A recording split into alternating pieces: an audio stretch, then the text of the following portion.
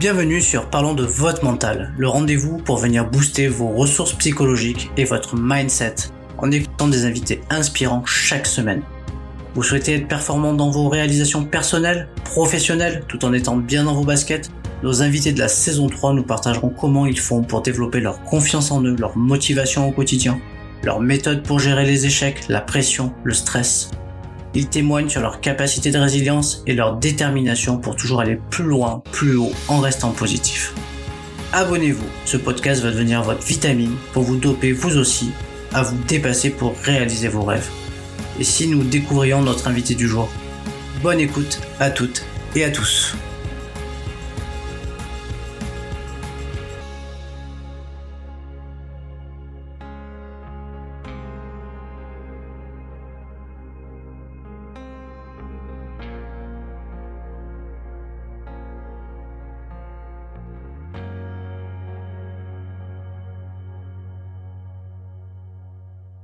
Bienvenue à toutes et à tous pour un nouvel épisode de Parlons de votre mental. Et aujourd'hui, j'ai la chance et le plaisir d'aller à la rencontre de Monsieur Brosson-Hubert.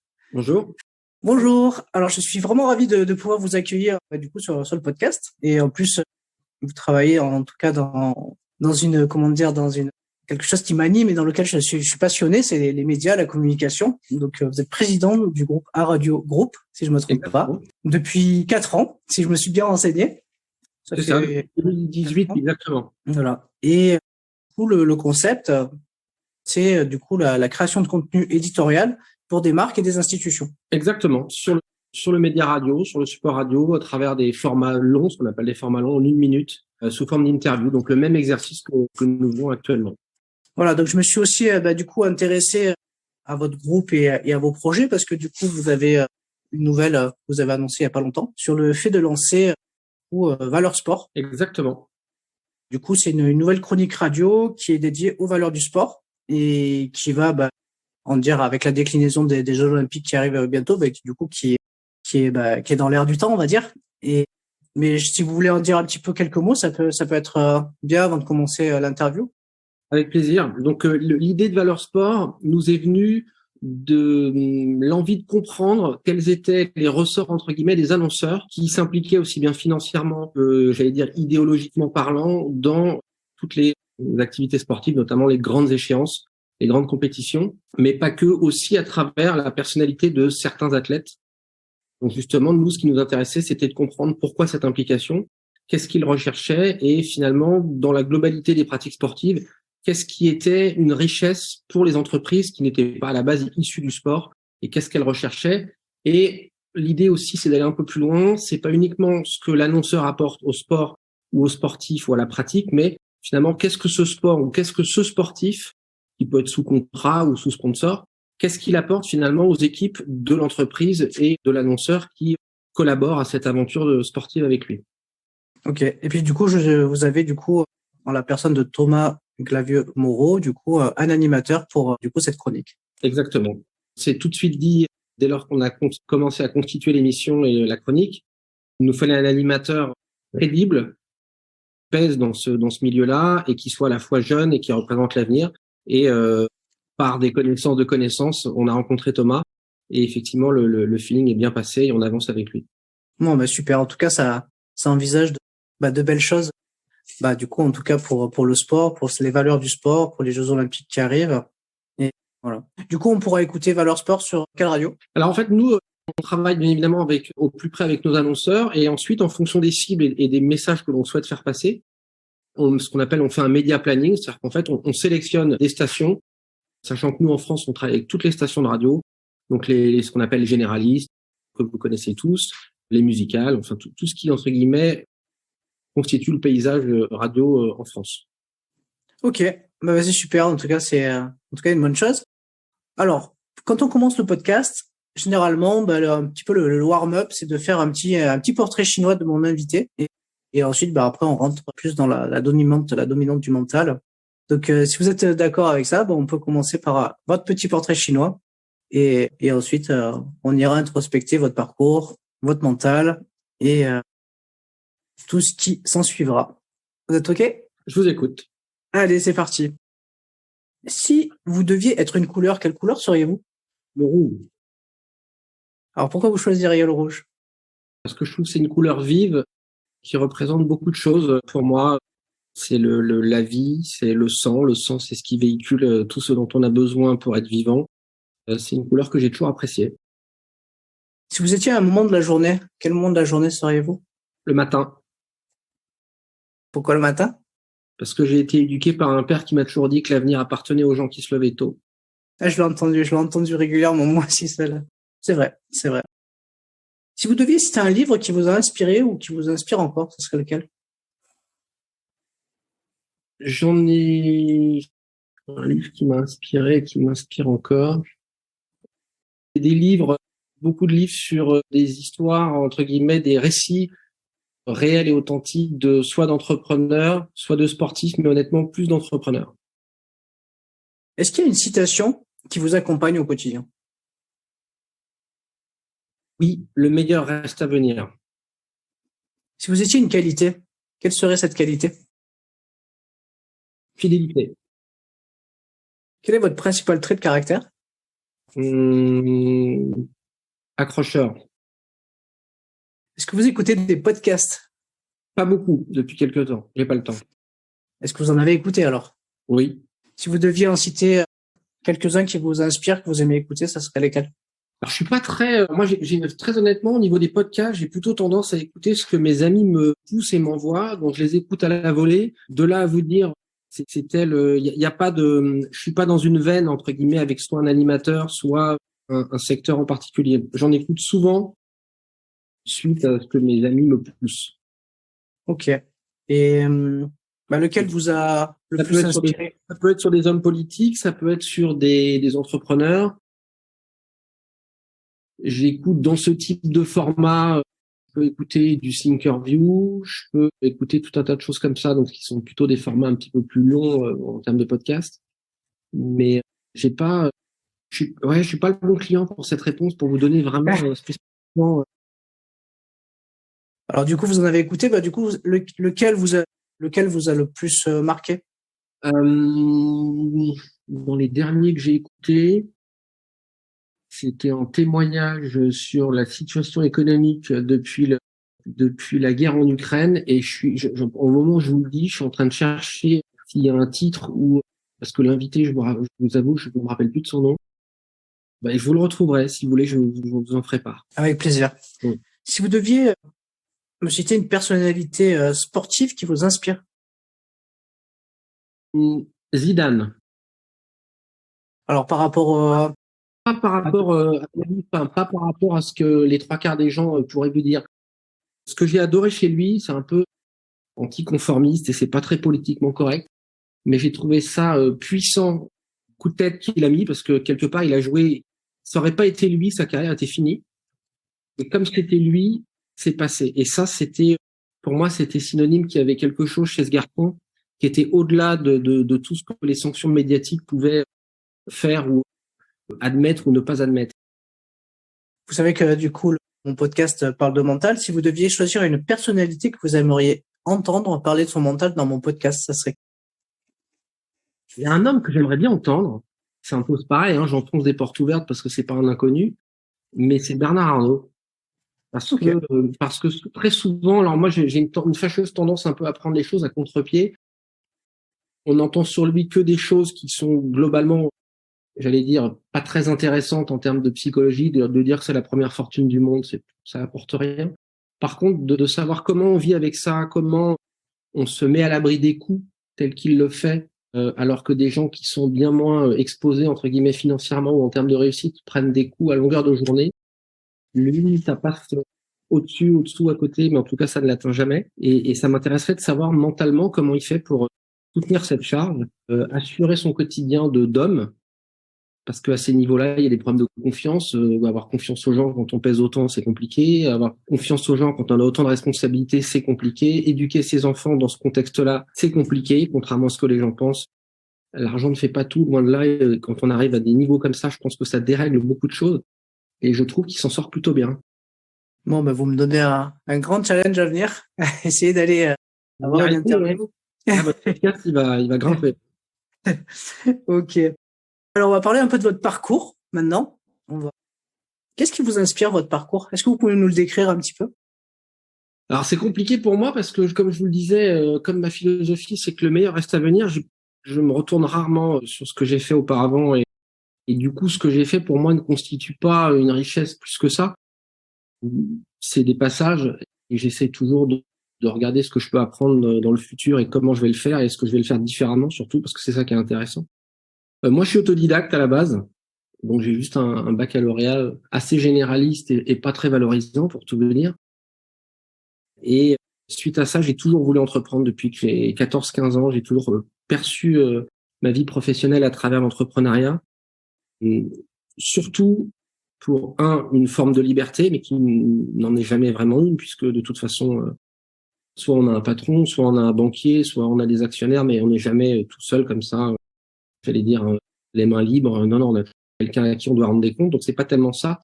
C'était le côté aventure, c'est-à-dire aller sur des territoires que je ne connaissais pas, les comprendre, y apporter un regard différent de ce que le milieu pouvait y apporter et essayer autant que faire se peut d'aller à contre-courant des tabous que ce secteur-là portait et entretenait. Et à Radio, d'ailleurs, issu de ça, c'est pas moi qui ai fondé à Radio, mais à Radio est issu de de cette approche qui est un peu disruptive.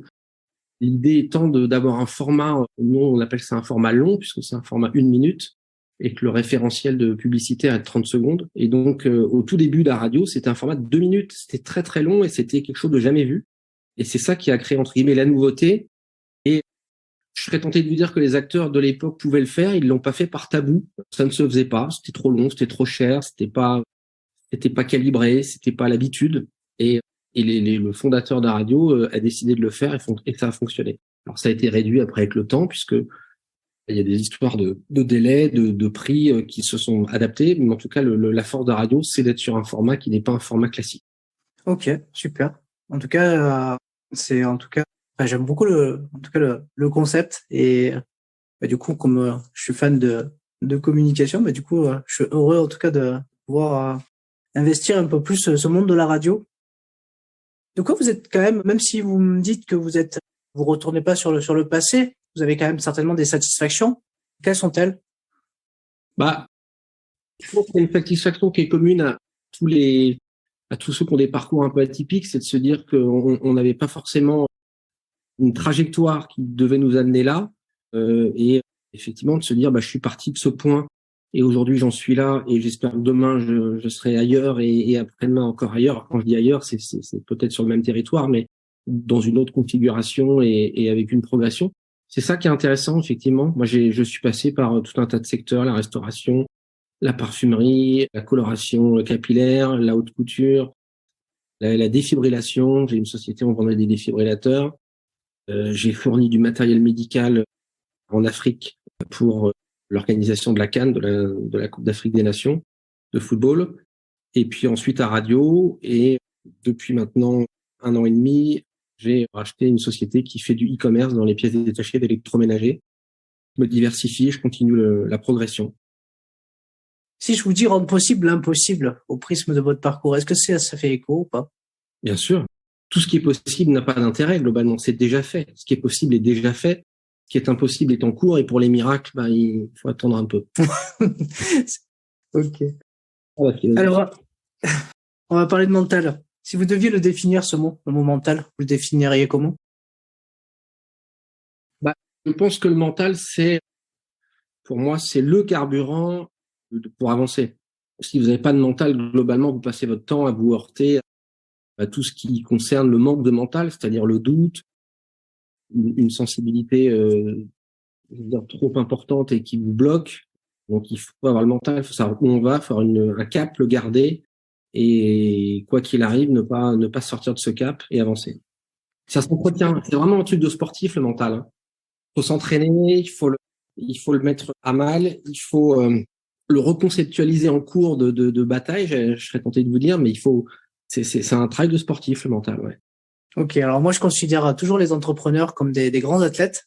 Comment du coup vous me dites que il faut l'entretenir, le travailler, le muscler.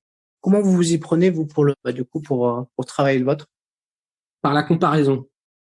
Je me dis à chaque fois que j'ai une difficulté, je dis bien une difficulté parce qu'une difficulté ça se surmonte et que je pense que dans des pays comme la France, on a des difficultés, on n'a pas des vrais problèmes par la maladie, mais ça, c'est autre chose, il n'y a pas de frontière pour la maladie. Mais je me compare toujours. C'est-à-dire que je me dis, est-ce qu'aujourd'hui, si je vais voir des combattants ukrainiens en première ligne et que je parle de mes problèmes, est-ce que globalement, ils vont avoir une petite larme pour moi ou pas? Je pense pas. Donc, faut avancer, faut trouver une solution. Et ce qui m'arrive n'est rien par rapport à ces gens-là, donc faut avancer, faut trouver. Et finalement, c'est ça qui est intéressant. Ce sont les problèmes qui sont intéressants. Les problèmes qu'on est obligé de réfléchir, de donner le meilleur de soi, et aussi très important, c'est quand on a des problèmes qu'on est obligé de s'entourer. Et du coup, ça fait de la rencontre humaine, parce que l'entrepreneuriat, ce sont des rencontres humaines. Exactement. Et en tout cas, l'idée de comparer, en tout cas, ces problématiques du moment à des problématiques plus, on va dire sérieuses, parce que ça dépend de qu'est-ce qu'on compare, mais du coup, ça peut aussi permettre de relativiser, prendre de la hauteur et aller de l'avant. C'est intéressant comme concept. C'est la première fois qu'on m'évoque ça, en fait, sur les nombreuses interviews que j'ai faites. Je trouve ça très, très intéressant, en tout cas, d'amener cette manière de voir les choses. J'ai envie d'évoquer avec vous la confiance en soi et également le droit à l'erreur. On va commencer par la confiance. Est-ce que votre confiance, vous l'avez acquise avec le temps et l'expérience? Ou c'est quelque chose que vous avez déjà eu dès le départ par votre éducation familiale, par, on va dire, les graines qui ont été semées dès votre enfance? Alors, c'est les deux. Maintenant, ce qui est sûr, c'est qu'il y avait un territoire favorable dans mon enfance, puisque j'ai manqué de rien, et à partir de là, c'est beaucoup plus facile de se construire et d'avoir confiance en soi. Et puis, après, c'est quelque chose, je serais tenté de vous dire, c'est comme le mental. C'est-à-dire que la confiance suit le mental, ou le mental suit la confiance, parce que c'est un coup l'un qui est devant, un coup l'autre. Et globalement, ça s'entretient, ça se travaille, mais c'est quelque chose de très, très important, effectivement. On parle bien de confiance en soi, pas de surassurance ou de... Est-ce que je veux dire? Avoir confiance en soi, c'est aussi, et moi ça m'arrive très très souvent, c'est accepter le fait que l'on peut se tromper, voire que l'on va se tromper, mais c'est être en paix avec soi-même. C'est-à-dire que, ok, je me suis trompé, j'ai essayé, j'ai peut-être pas été bon, mais c'est pas grave. Je vais pas me flageller pour ça. Au contraire, je vais en tirer l'expérience, je vais en tirer un apprentissage, une compréhension, et du coup, je serai plus fort. Donc, s'accorder le droit à l'erreur aussi, la confiance. Justement, on va en parler du droit à l'erreur. En fait, on entend souvent parler de l'erreur, de l'échec en France. Dans d'autres pays, on entend plutôt parler d'expérience. Ouais. Et comment vous situez, vous, par rapport à ça, le droit à l'erreur, l'échec? Alors, je vais vous faire une réponse qui va peut-être vous surprendre. J'ai le wording de la France et la mentalité un peu plutôt américaine. C'est-à-dire que des fois, je dis oui, je fais des erreurs, mais au fond de moi, c'est pas une erreur, c'est j'ai appris. Je sais ce qu'il faut pas faire, donc à partir de ce moment-là, je me sens plus fort et plus à même de continuer la route, et j'ai aucun problème vis-à-vis de ça. Me mettre dans la difficulté me pose aucun problème parce que je suis plutôt en accord avec moi-même et j'ai pas trop de problème avec le fait de me tromper, ça arrive. Le reconnaître, on grandit. Donc. Ça fait partie en tout cas, ça fait partie du parcours finalement. Tout à fait. Moi, j'ai pas été toujours comme ça parce que je pense que quand on est jeune, quand on est très jeune, on a tendance à avoir un peu d'orgueil. Mais aujourd'hui, vous pouvez le demander à mes équipes, j'ai aucun problème pour reconnaître une erreur. Je me suis trompé, je suis désolé, j'ai pas été bon. Ok. Et par rapport au regard des autres, vous vous situez comment? J'étais peut-être cash, je ne me préoccupe pas beaucoup du regard des autres. Et ça a toujours été le cas? Oui. Oui. Okay.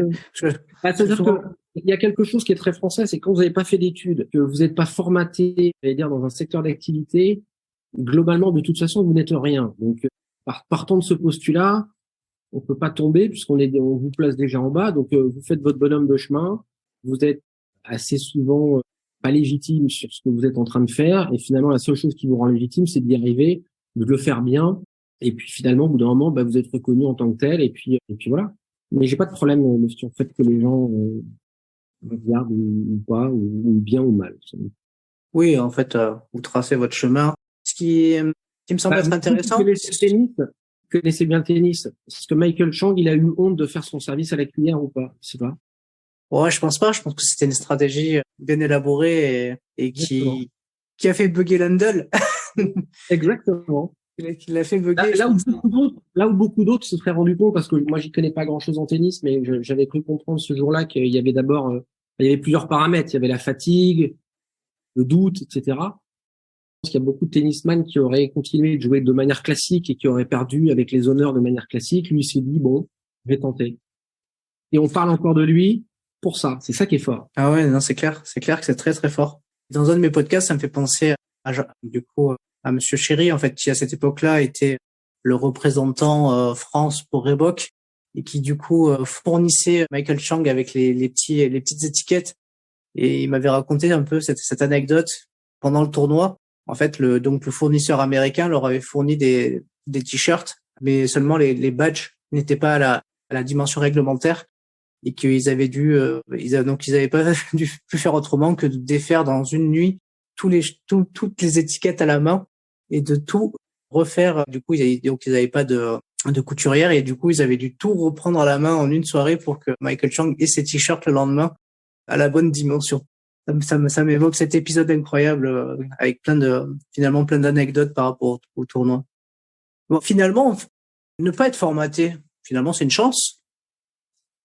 Pour plein d'aspects, oui. Parfois, il faut reconnaître que d'avoir fait des grandes écoles, d'être un produit formaté au sens noble, hein, pas forcément de manière défavorable, mais ça a du bon. Ça a du bon parce que globalement, c'est assez souvent des gens qui sont brillants, qui vont vite, qui de fait connaissent leur environnement, le maîtrisent rapidement, le font évoluer. Parfois, quand c'est de l'entrepreneuriat, ils en tirent les fruits beaucoup plus vite que ce que moi j'ai eu. Donc, en fait, c'est un autre parcours. C'est vraiment un autre parcours. C'est pas pareil. C'est pas les mêmes sensations. Moi, j'ai toujours aimé ce côté découverte, aventure. Il y en a qui aiment pas ça. Beaucoup de gens aiment être sur des territoires qu'ils maîtrisent parce que ça évite ça évite qu'il leur arrive des choses. Maintenant, moi, je dis toujours, vouloir qu'il vous arrive rien, il vous arrive rien, mais il vous arrive rien. Ouais, tout à fait. En tout cas, ce qui est intéressant de retenir, c'est que, quel que soit son parcours, à partir du moment où on a envie d'entreprendre une idée, puis bien s'entourer, et puis se donner les moyens, permettent d'y arriver aussi. Vous savez, aujourd'hui, il y a quelque chose, moi, qui me chagrine un peu, c'est le procès qui est fait au capitalisme. Le capitalisme, il est ni moral, il est ni immoral, il est amoral. Globalement, le capitalisme, c'est exactement comme un sport, quel qu'il soit, il y a des règles. Si vous rentrez sur un terrain de foot ou sur un terrain de tennis et que vous respectez pas les règles, que vous touchez avec la main un ballon de foot, ou que vous servez en tennis et que vous mettez les balles à côté, globalement, vous n'y arriverez pas. Est-ce que c'est de la faute de la raquette, de la balle, de l'arbitre, du tennis? Non, c'est la faute du fait que vous voulez pas rentrer dans les règles qui ont été établies pour tous. Et dès lors que vous rentrez dans ces règles, alors vous serez peut-être pas le champion numéro 1 mondial de tennis, mais même si vous jouez correctement entre amis, c'est un plaisir et vous en tirez quelque chose. Le capitalisme, c'est pareil. C'est-à-dire, dès lors qu'on comprend les règles, qu'on les accepte et qu'on rajoute à ça un tout petit peu de valeur humaine, c'est-à-dire un peu de courage, un peu de sérieux, un petit peu d'implication et autres, vous aurez quelque chose. C'est vraiment un système, contrairement à ce qu'on dit, qui est plutôt juste. C'est-à-dire que si vous faites quelque chose, si vous mettez, 10 € dans la machine, il va ressortir quelque chose. Et souvent, les gens qui s'en plaignent, quand on discute avec eux, on se rend compte que pour X raisons, par peur, par manque de confiance, par manque de connaissances, en fait, ils cherchent pas à comprendre la règle, ils cherchent pas à y aller, et du coup, forcément, ça marche pas. Et du coup, ça devient un territoire déceptif. Ça devient j'allais dire une mauvaise expérience, mais c'est même pas vrai, puisqu'en fait, ils n'ont pas voulu apprendre les règles du jeu. Donc, c'est compliqué aujourd'hui. Il y a un rapport au travail, à la prise de risque, à l'entrepreneuriat qui est de plus en plus complexe, alors qu'il devrait, à mon avis, ne pas l'être autant. Ouais, je comprends. Famille ou pas famille, peu importe d'où vous venez. Il y a des gens, vous savez, vous prenez le milieu du sport, vous êtes bien placé pour le savoir, vous prenez le milieu du showbiz, le milieu de la politique, le milieu des affaires, vous aurez toujours des exemples de gens qui sont venus de nulle part, qui n'avaient pas d'argent, qui n'avaient pas de famille derrière, qui n'avaient rien, mais ils ont cru en leur bonne étoile, ils ont gardé le cap, ils ont pris des baffes, ils se sont relevés, ils ont recommencé, et ça passe. Et ça passe d'ailleurs d'autant mieux parfois que ce sont des caractères, des personnalités qui détonnent et qui du coup plaisent, séduisent, quelque part amènent quelque chose dans le secteur où ils se trouvent. Et ça fonctionne. Donc, je pense que c'est une erreur. Je pense qu'aujourd'hui, le capitalisme n'a jamais proposé autant à tout le monde de trouver sa place, quelle qu'elle soit. Moi, je crois vraiment à ça en ce moment. C'est pour ça que je comprends pas bien la posture des gens, des politiques et de la société et de la population en général par rapport à ça.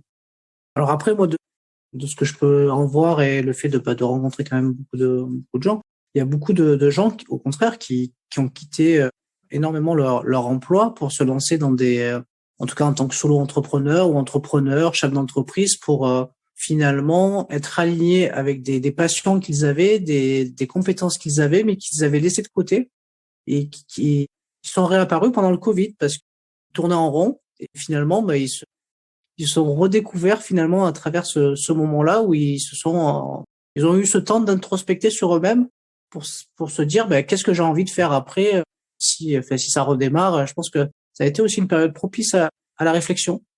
Ouais, c'est vrai.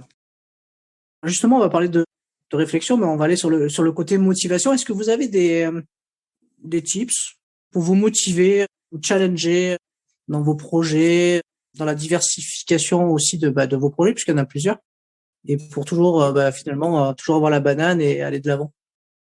Moi, il y a plusieurs ressorts. Il y en a un qui est très pragmatique et qui est, j'allais dire, il n'y a pas de passion, il n'y a rien, c'est de se dire juste aujourd'hui, vous pouvez être le numéro 1 dans votre secteur et vous écrouler le lendemain parce qu'il y a une nouvelle technologie qui est sortie, parce qu'il y a un nouveau comportement de consommation qui est arrivé, notamment vous parliez du Covid.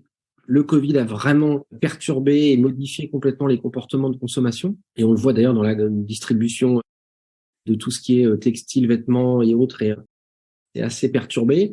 Donc j'ai toujours essayé de continuer de progresser dans des secteurs différents pour essayer de sécuriser mes investissements et mes affaires au maximum.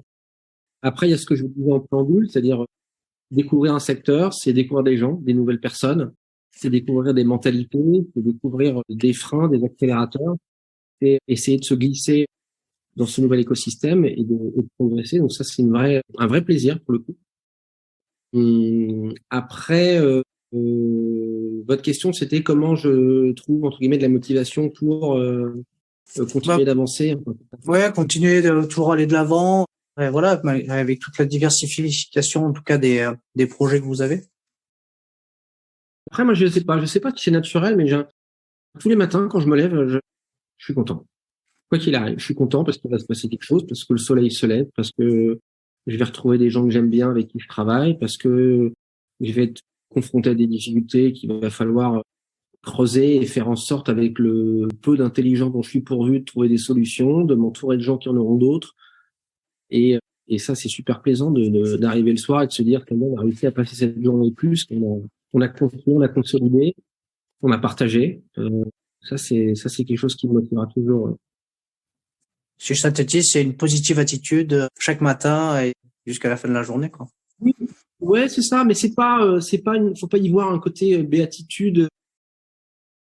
Tout un tas de choses qui nourrissent c'est même pas une posture, c'est un état c'est un état d'esprit. J'ai toujours été comme ça. Et j'ai toujours eu conscience que moi, j'ai eu des périodes où j'avais pas d'argent, j'avais rien, c'était compliqué. Je suis passé par toutes les galères que les Français peuvent connaître. Je me suis toujours dit que le meilleur restait à venir, que j'allais faire des belles rencontres, et c'est le cas, et je continue d'en faire, et qu'il y aurait des belles choses à faire. Et on est dans un pays qui est pas en guerre, il y a beaucoup d'aide, il y a beaucoup de soutien, il y a plein de choses à faire, et donc voilà. C'est une philosophie de vie, en fait. Oui, non, vraiment. Ouais, pour le coup, je vous dis oui à 100%. Ok. Alors, dans votre vie d'entrepreneur, je suppose que vous êtes amené à avoir un peu de pression, peut-être à gérer un peu de stress. Ou pas, je sais pas. Comment vous faites est-ce que vous avez des outils? Comment vous y prenez quand vous avez des fortes pressions, en tout cas une charge mentale élevée pour la gérer? Voilà. Moi, j'ai remarqué, j'ai mon fils. Quand on a une famille, ça permet aussi de remettre l'église au milieu du village et de se dire, OK, bon, il est en pleine forme, il va bien, il est heureux. Voilà. Ça, c'est le principal. Le reste, ça se gère. Le reste, on trouve des solutions. Je crois que c'est Bernard Lavilliers qui disait dans une de ses chansons, tout s'arrange toujours, même mal, mais tout s'arrange toujours. Non, alors j'ai remarqué quelque chose, ça c'est un exercice assez simple que tout le monde peut faire, c'est que souvent quand on est confronté à des difficultés, même quand on est assez zen et qu'on arrive à décortiquer, j'allais dire, la situation et de se dire, OK, ça c'est une vraie difficulté, ça un peu moins, etc., je priorise, etc. Il y a toujours un moment donné où la fatigue s'invite, et quand on fatigue, on a tendance un petit peu à accélérer les choses, accélérer la sensation de difficulté. Et au bout d'un moment, ça arrive à tout le monde. On peut avoir les larmes aux yeux, on peut avoir un sentiment que tout est perdu.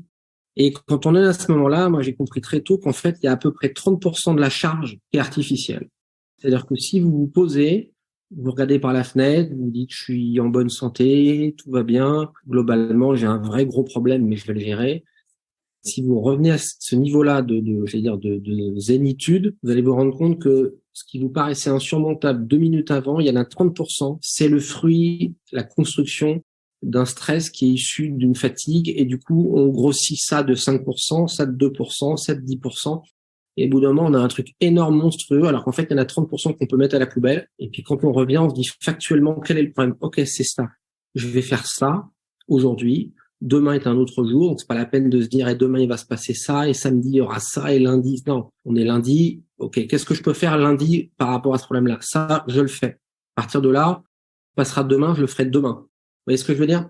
Donc c'est, encore une fois, c'est un exercice. Je pense comme un joueur de tennis qui arrive en fin de match, qui est fatigué, il sent que ses coups, il porte moins, etc. Au bout d'un moment, il peut se dire, ok, globalement, je vais me recentrer, je vais essayer de faire un seul service de malade, mais de gagner déjà un point en service, et je vais essayer en trois échanges de faire quelque chose d'assez fulgurant, quitte à ce qu'après je m'effondre et que je sois incapable d'envoyer une balle, mais ça peut peut-être renverser le cours de l'histoire sur ce match. Bah, si on fait ça, ça marche mieux que si on continue de jouer encore pendant une demi-heure mollement en essayant de s'économiser et puis tout devient mou et au bout d'un moment, bah, finalement, on perd parce que globalement, on a été mauvais sur les 30 dernières minutes. Enfin, c'est ma philosophie, je dis pas que j'ai raison. Hein. Ah non, c'est intéressant en tout cas en tout cas l'approche est intéressante. Elle me fait beaucoup penser un peu. Souvent, moi, j'évoque un petit peu cet effet comme dans une montgolfière, c'est-à-dire être capable de couper les sacs qui nous clouent au sol pour prendre un peu de hauteur et ensuite, bah, du coup, c'est un peu éliminer les 30% finalement, prendre un peu de hauteur et puis ensuite revenir, se poser, puis gérer ce qu'on a à gérer de manière plus détachée et de manière plus efficiente finalement, puisque beaucoup plus lucide. Oui. Ok. Alors j'ai une dernière question. Allez-y. Parce qu'on l'entend souvent. On dit souvent que pour avoir une force mentale, il ne faut rien lâcher. Et je voulais savoir ce que vous en pensiez. J'adhère à 100%. Alors, attention, il faut préciser.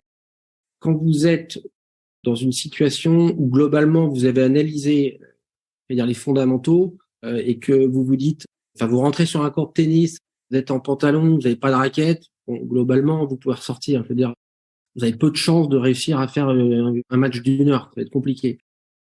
Mais en tout cas, si vous avez les fondamentaux dans la situation dans laquelle vous vous trouvez, il y a de l'adversité, il faut rien lâcher.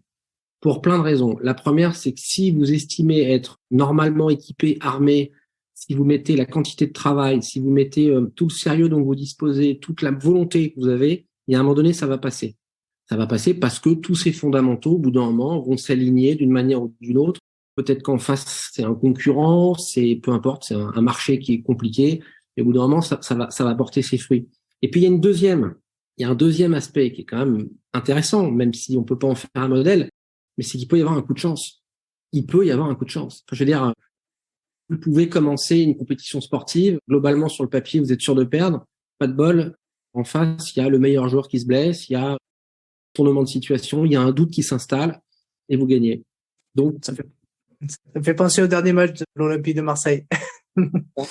Et puis auparavant, qui avait sorti le PSG, comme quoi il peut y avoir des surprises. Souvent la Coupe de France, c'est souvent. La Coupe de France, c'est le meilleur exemple. Je pense. Je suis pas sûr qu'il y ait un autre sport au monde où il se passe des choses comme ça. Jamais vu. Oui, chaque année en Coupe de France, il y a toujours des parcours incroyables d'équipes qui arrivent à se transcender par. Alors que j'arrive pas à voir, c'est peut-être les deux, mais vous allez peut-être pouvoir m'éclairer. C'est est-ce que dans cette Coupe de France, les grands clubs et les grands joueurs baissent la garde parce que c'est globalement pas une échéance monstrueuse et puis qu'ils se disent c'est gagné d'avance parce que les autres c'est des petites équipes et des petits joueurs donc on va y arriver, ou est-ce que c'est le fait de donner la possibilité à des petits clubs de jouer contre des grands que ça les transcende et que du coup ils donnent le meilleur d'eux-mêmes, ou c'est les deux hein. Moi je pense que c'est un peu les deux, c'est-à-dire qu'il y en a certains d'un côté qui se relâchent et de l'autre côté ils sont à fond et c'est génial parce que ça marche tout le temps, c'est-à-dire que à chaque Coupe de France, les grands clubs pourraient arriver avec le couteau entre les dents en se disant on va quand même pas se faire ratatiner comme il y a 2 ou 3 ans ou 4 ans, peu importe. Mais non, à chaque fois ça fonctionne, donc c'est assez rigolo. Oui, Moi, ce que je vois, après, c'est que mes hypothèses, c'est que je pense que les grands clubs ont des calendriers très chargés, donc forcément doivent jouer avec plusieurs championnats, plusieurs compétitions en même temps, forcément la fatigue. Donc, il y a peut-être des priorités pour certains clubs sur certaines choses. Quoique, pour moi, un grand club, il se doit d'être ambitieux et de viser de gagner tout ce qu'il peut gagner. Et après, je pense qu'il y a l'effet aussi de visibilité des petits clubs, et notamment des joueurs qui jouent dans ces clubs-là, en termes de potentiel recrutement. Parce qu'on a vu par le passé que de nombreux joueurs qui avaient créé des exploits, finalement, étaient recrutés derrière par des clubs de Ligue 2 ou voire de Ligue 1. En fait, c'était quelque part presque un moyen d'ascension et de promotion grâce à un match, quoi. Et du coup, ouais, c'est ça qui est aussi, je pense, et peut-être dans la tête aussi des joueurs de ces, entre guillemets, petits clubs. Et bon, en tout cas, ça reste des joueurs de football qui s'entraînent aussi, qui sont passionnés par le jeu. Et puis, et voilà, on est à 11 contre 11, hein, finalement. Après, tout se joue sur le champ de bataille en un match, quoi. Donc, mais c'est un peu la magie du sport, je trouve, qu'on retrouve là-dedans. Un peu comme c'est la magie du sport. Nous, avec la chronique Valeurs Sport, on se pose beaucoup de questions pour essayer justement de comprendre tous les ressorts, tout ce qui vient se loger dans le sport. Pourquoi ça passionne, pourquoi ça intéresse, pourquoi les entreprises investissent, tout ça, c'est ça qui est très intéressant pour nous. Et on se rend compte que plus un sport se professionnalise et finalement moins il y a de place, je veux dire, au rebondissement, à l'étonnement, finalement à aller à contre-courant de ce que tous les éléments, aussi bien financiers, entraînement, qualité de joueur, etc., imposent, et ben finalement c'est là où ça plaît le plus, quoi. C'est-à-dire que je me rappelle qu'il y a quelques années la Formule 1 avec Michael Schumacher, le pauvre, en forme, mais comme il gagnait tout le temps, finalement les audiences baissaient parce qu'il y avait plus de surprises, il y avait pas de, c'était presque joué d'avant, donc c'est beaucoup moins intéressant. Et moi j'adore ces sports où je trouve que la dernière Coupe du Monde de football avec l'équipe de France, c'est incroyable ce qu'ils ont fait, incroyable, à tous les niveaux, c'est incroyable. Ouais, c'est clair. Ouais, jusqu'au même le dernier match, quoi. C'est ce revirement de situation. Enfin, oui, c'est vrai que c'est la magie du sport, même si à la fin, malheureusement, on n'a pas soulevé le trophée, mais ça nous a fait vibrer. Moi, c'est ma formule et ça n'engage que moi. Pour moi, ils ont gagné dans leur défaite parce qu'ils ont fait vivre quelque chose, fait que le match, il a eu une texture, une aspérité, une profondeur qui était juste exceptionnelle. Je pense que ce qui fait la différence aussi dans ce genre d'événement, c'est finalement, c'est cette émotion qui nous procure. C'est-à-dire ce suspense, ce revirement de situation et puis finalement, en fait, c'est ça, c'est un peu les montagnes russes qui nous ont fait, en fait. C'est la déception de les voir finalement se faire plier en première mi-temps et puis les voir revenir, finalement, on a l'émotion de se dire, on peut y croire. Et puis derrière, voilà, tout est possible et du coup, finalement, on est dans C'était pour moi, ils ont sportivement gagné et ils ont perdu par le règlement et un peu de malchance. C'est vrai. Mais bon, voilà, c'est comme, en tout cas, ils ont fait une superbe Coupe du Monde et puis on a eu des formidables joueurs, hein, aussi, hein, finalement, qui ont tenu cette équipe. Et au départ, en tout cas, les médias disaient que c'était pas gagné, quoi. Toujours, ça c'est la France. Bon, super. Merci beaucoup pour toute, toute cette richesse par rapport, en tout cas, aux questions que j'ai pu vous poser. La tradition du podcast veut que l'invité clôture et en fait, l'idée, c'est de poser votre pierre sur cet épisode et notamment en parlant de quelque chose qui vous tient à cœur de laisser clôturer l'épisode. Moi, si j'avais, c'est plutôt un message que j'ai envie de faire passer, c'est que croyez en vous, essayez des choses. Il faut essayer dans la vie. Il y a trop de gens qui n'essayent pas. Essayer, c'est accepter de se tromper, et se tromper, c'est pas grave. On apprend, on est meilleur, on est plus fort. Vous pouvez apporter. Ce que je dis ça, c'est pas forcément pour monter des entreprises, c'est pas ça. C'est même dans vos jobs respectifs. N'ayez pas peur de proposer quelque chose qui est différent. N'ayez pas peur d'aller à contre-courant. Ça veut pas dire que forcément vous allez gagner comme ça, mais en tout cas, il faut porter un regard différent. Moi, c'est ce que je dis, c'est-à-dire que on a tous ce défaut. Moi, le premier. Notre vie, si vous voulez, elle passe à travers un objectif, comme ce qu'on est en train de faire aujourd'hui. On a une caméra. Moi, je vous vois là, mais je suis sûr que si je bouge la caméra de 30 degrés à gauche ou à droite, ça sera pas la même chose. J'aurai pas la même perception, vous aurez pas la même posture. Et en fait, c'est ça. Donc, n'ayez pas peur de changer la caméra qui est le prisme de votre vie à tous les niveaux, qu'on soit salarié, indépendant, entrepreneur, sportif, etc. La même scène vue d'un autre angle, différemment, c'est autre chose. Et il y a plein de, en fait, dans la vie, il y a plein de strates. Et dans toutes ces strates, il y a du bonheur, il y a du malheur, il y a de l'expérience, il y a plein de choses qui viennent se loger. Et il faut aller les chercher. Il faut pas avoir peur de tourner les pages. Et il y a plein de choses de super à faire et plein de belles rencontres. Mais il faut essayer. Ceux qui essayent pas, il se passe rien. Et voilà. Soyez acteurs de vos vies et il se passera quelque chose de beau pour vous, c'est sûr. Bah écoutez, Monsieur Brosson, merci beaucoup. Et du coup, hâte d'écouter les chroniques Valeurs Sport. Avec plaisir, vraiment. Et vous verrez, on va pousser nos annonceurs à aller sur des territoires où ils ont peut-être pas l'habitude d'aller. C'est finalement de leur dire pourquoi vous avez été sur ce sport-là, qu'est-ce que ça vous a amené dans les deux sens, d'aider un sportif et qu'est-ce que ce sportif a amené à vos managers, à vos salariés, à la conception de vos produits, etc. Et vous verrez, ça sera assez intéressant, je pense. Oui, et puis le mot de la fin aussi, c'est de se dire que les entreprises ont un rôle à jouer pour aussi aider nos athlètes français à pouvoir se préparer du mieux possible, parce que il y a quand même des sports où finalement ces athlètes sont obligés de travailler à côté. Et des technologies pour les Jeux Olympiques. Et du coup, toutes les entreprises, en tout cas, qui viennent en aide aux athlètes, c'est une vraie valeur ajoutée pour une potentielle médaille, en fait, puisque finalement, c'est du temps qu'ils gagnent pour aller mieux s'entraîner, finalement. Bien. Merci beaucoup. De rien. Merci à vous. Et au plaisir de vous rencontrer un de ces jours. Plaisir. À bientôt. À bientôt.